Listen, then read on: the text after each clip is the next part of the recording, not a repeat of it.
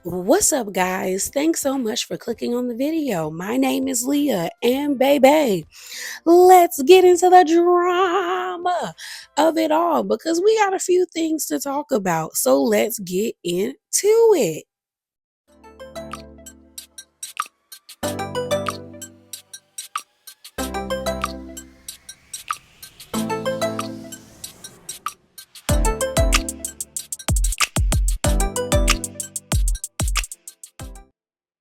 All right, y'all. So let's talk about Dolores first.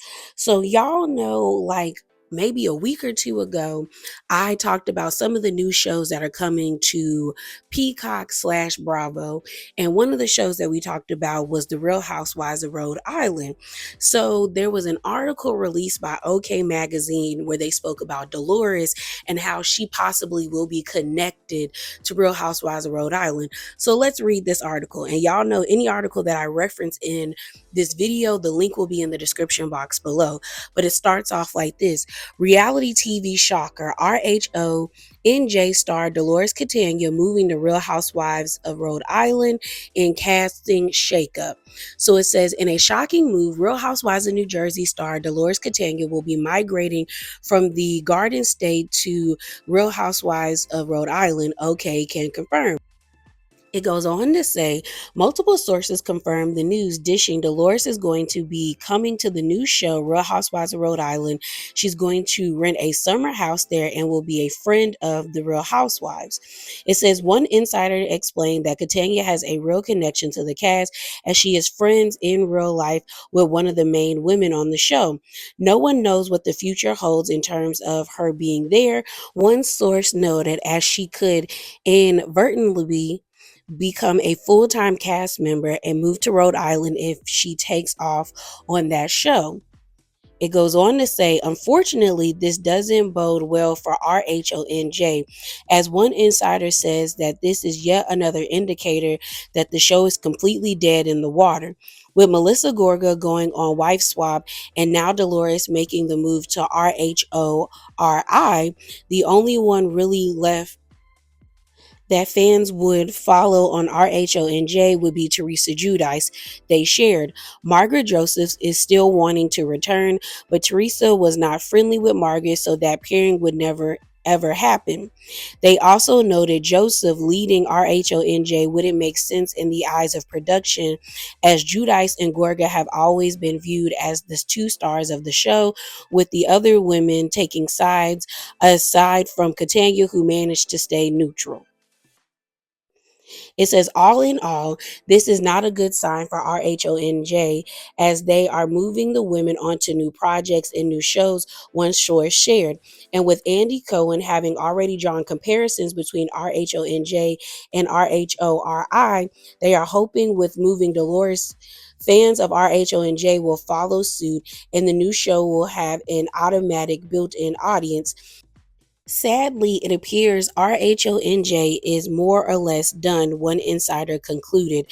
But the good news is fans of Dolores will get to see her in a new interaction and continue watching her. When Bravo announced RHONI on May the 7th, they shared the following. Set against the shores of the ocean state of the Real Housewives franchise expands into the world of a tight-knit circle of Rhode Islanders who have a deep community, roots, and families that go back generations. With aspirational lives, thriving businesses, and tangled family dynamics, these decade-long friendships prove that in a state this small, there's no escaping your past or each other. In a conversation with media outlet, Cohen called the cast incredible. They are very Italian, he added. Rhode Island is such a small state and they all kind of know each other and overlap. It is an incredible group of women who have really interesting connections. I think it's going to really surprise people. Bravo does not comment on news regarding casting for the show. And that was the end of it. So, like I said, the link to this article will be in the description box below. So, here's the thing, was Dolores needed? And what I mean by that is, although I like Dolores to a certain extent, she one of my Capricorn girls, it's just kind of like, I don't think Dolores has garnered a big fan base that like a bunch of people would be watching Real Housewives of Rhode Island just to see her specifically interact with these women. Now, if it was like Melissa or Teresa, it would make more sense to me. But like this doesn't make sense to me because I'm like, Dolores is cool and all, but I don't think she's cool and all where she would be needed on that show. And mind you, I was gonna watch the show anyway because I normally give new shows, especially Real Housewives shows, 2 seasons. I did it with Dallas. I did it with Salt Lake City, where I gave it 2 seasons and then I kind of fell off on the show and I poked my head in for season 3, but was like, no, ma'am, and then came back for season 4 and 5.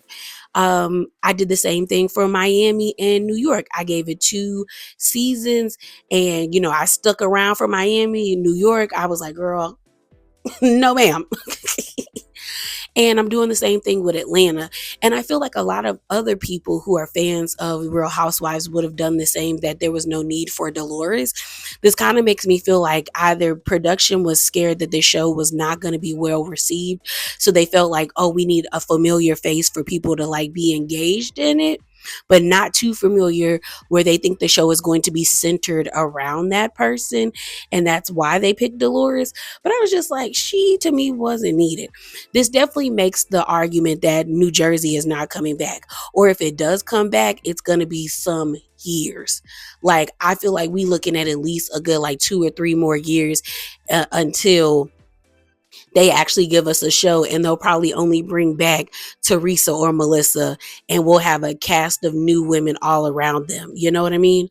Um, yeah, I'm looking forward to the show because it does seem like it's going to be interesting. But yeah, I just don't think Dolores was needed. But shouts out to Dolores for being smart enough to wedge herself in a position where she can feign like she's neutral when we know she's not, and still be able to maintain all these different jobs. Like she was on Two Teas in a Pod with Tamra. She was on Traders with Robin Dixon, Dolores, Bob the Drag Queen, and several other reality stars, Tom from Vanderpump Rules. And now she seemingly has found her way on a new show where if it turns out that people actually enjoy her on that show, she might be able to move to Rhode Island and get another Real Housewives check. So shouts out to D-Lo, Black Dolores. So moving on, y'all, let's talk about Brit Eady, because girl, the embarrassment. So, first up, before we get into it, I just want to say thank you to all of you who tagged me in like blog posts, or you guys sent me Giorgio Says' video or another content creator's video about this whole entire situation. I really appreciate y'all, okay? So thank you, thank you, thank you. So let's get into this information, all right? So the first time I saw this stuff about Brit was by way of Bravo Snark Sides. So that is what we're going to read off, okay? It says Brit Eady called out by event decorator after Brit blamed her messed up event on screen. So the event planner's name is Bella, and her event business is called Infinity's Events. And if you are interested in looking at her page on Instagram, it's called Infinity Events _ ATL. But she goes on to say this. Hi, I am Bella. I want to address my appearance on Real Housewives of Atlanta, where I decorated an event for Brit Eady. As the event decorator, I fulfilled everything I was asked to do and more. However, some behind the scenes details weren't shown. I want to be clear, I was not responsible for the food. Brittany asked me to design a menu based on her selections, and the restaurant was in charge of providing and serving it. Secondly, the venue was not available for private use. The club was open and operating, and me and the team arrived early, not late, and was moved around due to production, lighting, etc. All things that were out of our control. We overdid our job. She goes on to say she chose to serve small bites due to budget constraints, which she confirmed in a message. I had no control over food quantity or service, as I am not an event planner or caterer. My role was strictly decor. I offered input on setup, including the use of high top tables and styling in the dining tables, which she approved. Lastly, any claims that I overcharged or misled anyone are false. I wasn't even fully compensated for my job and was still in dispute about my balance. There's a clear difference between an event decorator and an event planner. Confusing the two unfairly shifts blame. At Real Housewives of Atlanta, hashtag ATL, hashtag event decorator, hashtag florist, and then she put at Real Housewives of Atlanta again and at Bravo TV. So the caption that Bravo Snarkside posted said this: Brit Eady is being called out by the decorator she hired to decorate her event. Falison Buer, known as Bella, the founder and CEO of Infinity Events underscore ATL, took to Instagram to defend her company after last episode of RHOA and Brittani Eady's messed up event. Bella, in her post, made clear that she only was responsible for decorating, not food or anything else. Bella also states she's not been fully paid by Brittani for her work. So I want to play this clip for you guys, or this TikTok of a content creator that actually had a DM exchange with Bella, who is the event decorator. It adds more context to how much Brit actually owes her. Okay, so let me play that clip. Event decorator gave me all the tea from the country club classic. Her name is Bella and her business is Infinity Event Design. I am tagging her TikTok and Instagram below, so make sure to check her out because she's amazing. And before we get to the tea, I want to highlight what a great job she did at this event. I love all the florals. I love all the colors. Here's another photo of the floral. I love the little photo wall. So fabulous. And here's the room all set up. Like I said, make sure to go to her page and check her out because she's amazing. But let's get into the juicy stuff. So first, Brit has not paid her for the whole event. She paid partial and she said she couldn't pay a deposit, but she still owes her $1,700.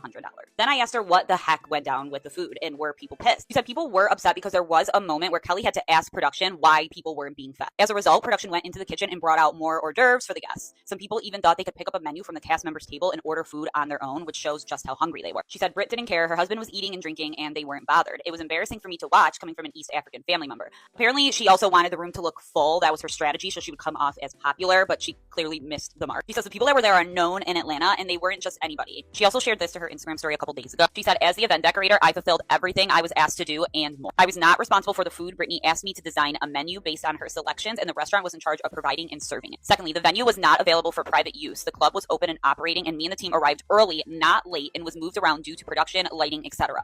All things that were out of our control. We overdid our job. She chose to serve small bites due to budget constraints, which she confirmed in a message. I also did see the message of her saying that, but there were important things in the message, so I can't share that. My role was strictly decor. I offered input on setup, including the use of high top tables and styling the dining tables, which she approved. Then she says, lastly, any claims that I overcharged or misled anyone are false. I wasn't even fully compensated for my job, and there's still a dispute about my balance. There is a clear difference between event decorator and event planner. Confusing the two unfairly shifts blame. This is actually so insane to me. I'm assuming she hasn't paid her because she's blaming her for what went wrong, but it clearly was not this lady's fault, and it was clearly Brittani being stupid and not knowing how to run an event. But this is so embarrassing for her and not good for her reputation at all in Atlanta. Y'all, I feel bad for Brit. And the reason why is like you can tell that like she is way out of her league, way out of her depth when it comes to this show. And also that she thought she was going to be a fan favorite and she is failing at it horribly. Like I've never seen someone have a clear path to fan favorite fumble the bag so hard. Like after Kenya did what she did, the fandom was split like into three fractions. You either supported Kenya for what she did and you agreed with it, or you didn't support her, you thought it was appalling and you felt really bad for Brit, or you were in the middle like majority people who are like, I like Kenya, but that was a bit too much, but I get why she did it, but that wasn't the way to go. Okay, I feel like a lot of people were in the middle, and I think some people were actually willing to give Brit a chance after Kenya did what she did.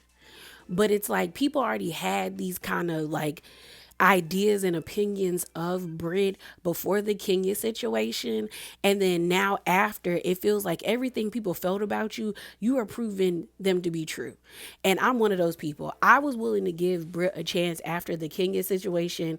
I was like, okay, maybe she might surprise me, but it's like, no, you're not very likable. It seems like you're trying to find an issue with small things with people. You keep harping on them. You're a liar. And I feel like like you're pretending to have this wealth or this money, and that's not what you got.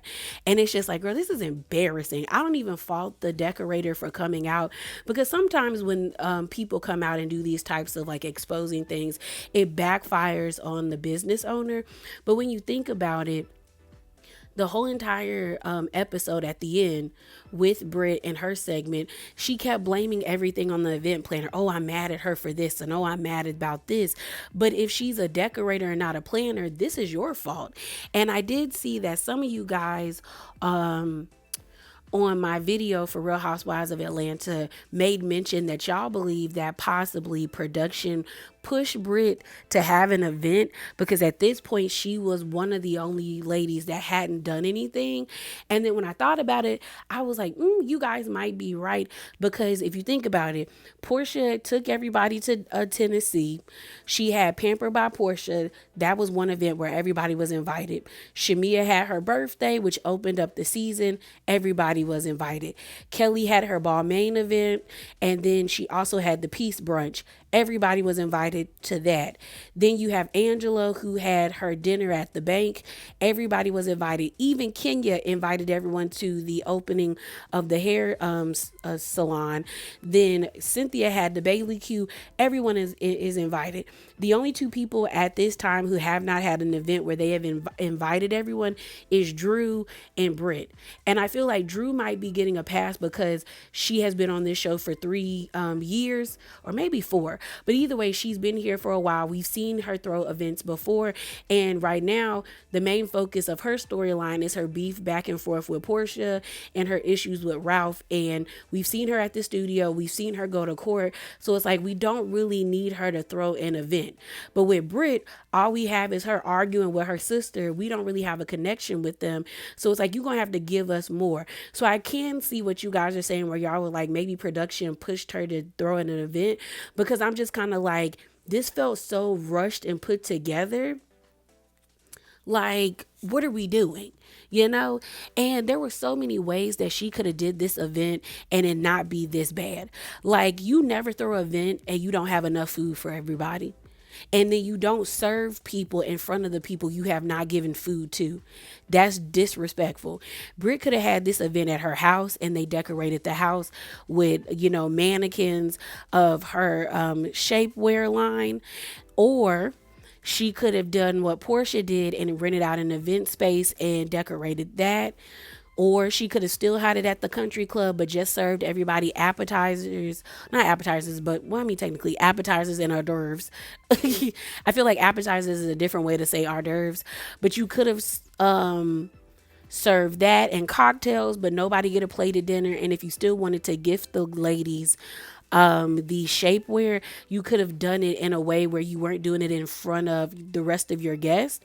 Or you could have still served a plated dinner, but had it done in a separate room, like we've seen many times before, where the girls will be having an event, having a party, and then they'll film a scene away from the people that are at the event, and a fight will ensue there.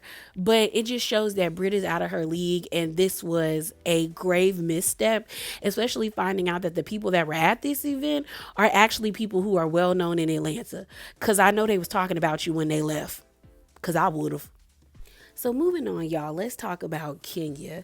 So Kenya got caught shading the ratings for Real Housewives of Atlanta. So this was posted by the RHOA Talk, and they got it by way of the Bravo Shade Room. But it says this: Kenya with a comment under a post about hashtag RHOA ratings following Phaedra's return.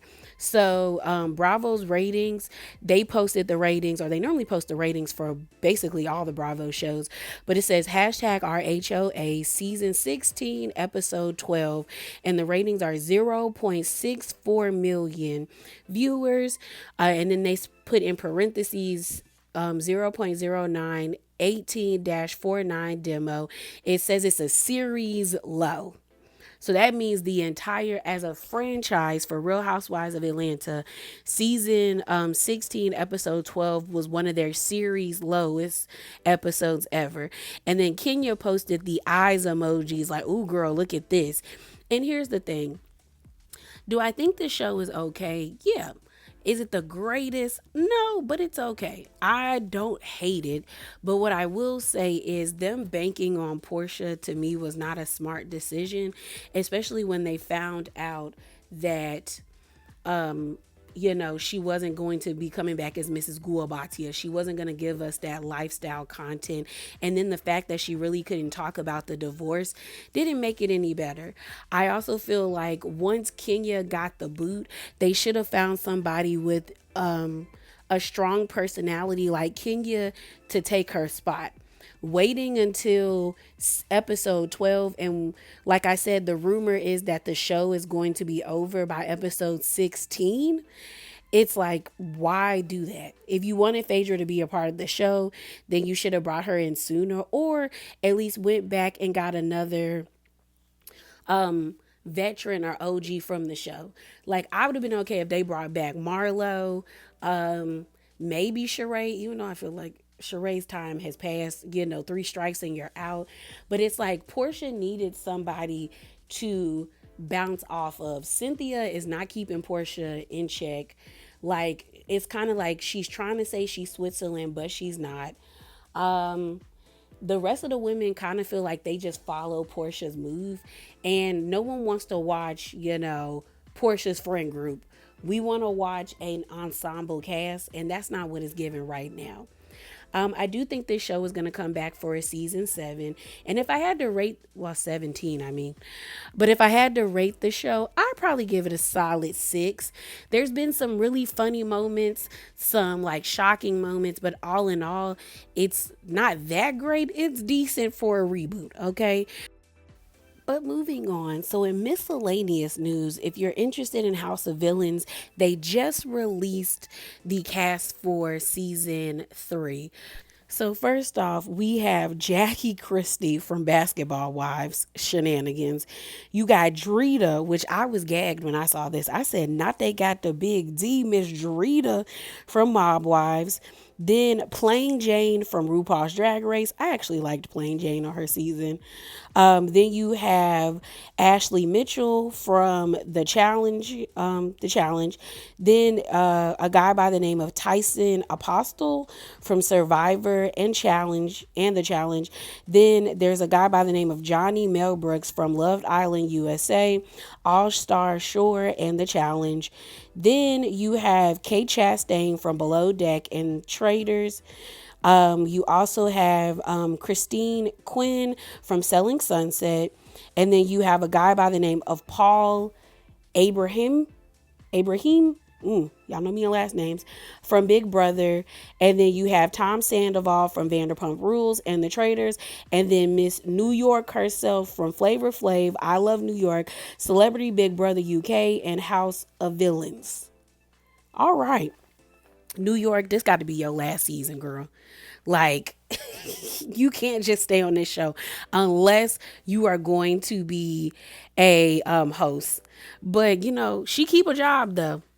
So our last topic we're going to talk about is Brittany from Real Housewives of Salt Lake City. So let's get into Brittany.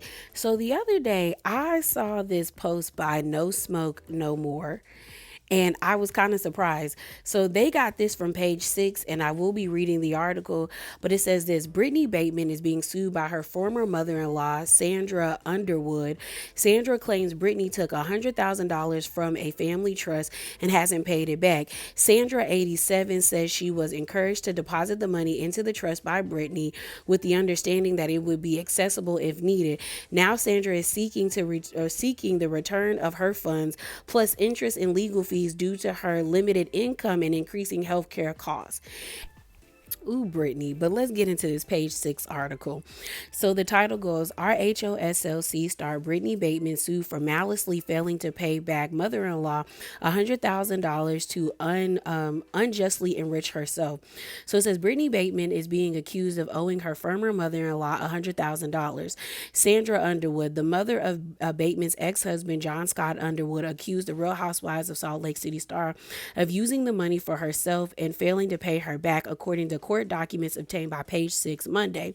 Per the paperwork filed on May the 6th, Sandra, 87, claimed that Bateman, 53, took the money that had been deposited into the family trust and used it for her own personal benefit. Brittany willfully, maliciously, and through intentionally fraudulent conduct also converted plaintiff's funds and now refuses to repay the funds, the complaint states, adding that Bateman has been unjustly enriched. In March, Sandra's attorney has sent Brittany a letter asking for her to return the $100,000. However, Sandra claimed in the filing that to date, she has not yet received the return of my money. According to the letter, which was included as exhibit in the filing, Sandra received $338,889.31 after she sold her West Valley, Utah home. Shortly after the alleged, at the urging of Brittany, Sandra deposited $100,000 into a trust with the understanding that she could request it to be withdrawn at any time and that it would be returned without any objections. The trust, titled Integrity Trust, was created in 2019 by Bateman's dad, Melvin Muriel Martin, as the settler, while she and her mother, Kathy, were designed as the trustees. Kathy passed away years ago, according to the letter, and John was named as the successor trustee. As Brittany knows, Sandra is in her 80s, and as she has aged, her cost of living has gone up, mostly because of health issues, which most elderly people experience, the letter states. Lawyers urge that Sandra's limited income of approximately $1,600 is not sufficient to cover the cost of her medical care and prescription needs. John's mom is asking that Bateman, out of simple decency and morality, fork over the $100,000 plus interest at the statutory rate prescribed by law and cover any attorney fees.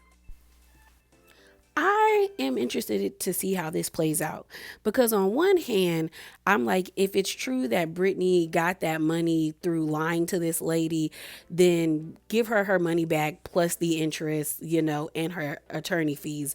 But then on the other hand, I'm also questioning, like, where is this lady's son? Like, Brittany is your ex daughter-in-law. Like, how was her family able to convince you to put your money into a trust? Like, did your son help her do that? Like, because it says now that your son is the one that's over the account now. Because let me read that again. Because her ex's name is John, and it does say, where is it in here? It says John was named as the successor of the trustee. So now your son is the successor of the trustee, not Brittany's mom anymore. So why are you not asking your son for the money? Like, I got questions. Again, if Brittany did get this lady's money through lying and frauding her and all that stuff, then give her money back, plus then some. But I feel like something about this is kind of funny because I'm just kind of like, how did they convince you to put your money in a trust? Why is your son now named the successor trustee and you're coming after Brittany and not your son for the money? Because this is what it says. It said the trust, titled Integrity Trust, was created in 2019 by Bateman's dad, Melvin Muriel Martin, as the settler, while she and her mother, Kathy, were designed as trustees. Kathy's passed away years ago, according to the letter, and John was named the successor trustee. So if your son is the successor, why can't he just give you your money back? Or does Brittany have to sign something? See, I need more information. But yeah, Brittany, if you wrong, give that lady back her money. And if you not, then I guess this will go away quietly. But I definitely see them bringing this up on the reunion for Real Housewives of Salt Lake City, or even throughout the show, because I think they're still filming. Okay. But that's all I got for you guys. As always, remember to be bravely authentic. Definitely hop down in the comments below and subscribe. And I'm out, y'all. Deuces.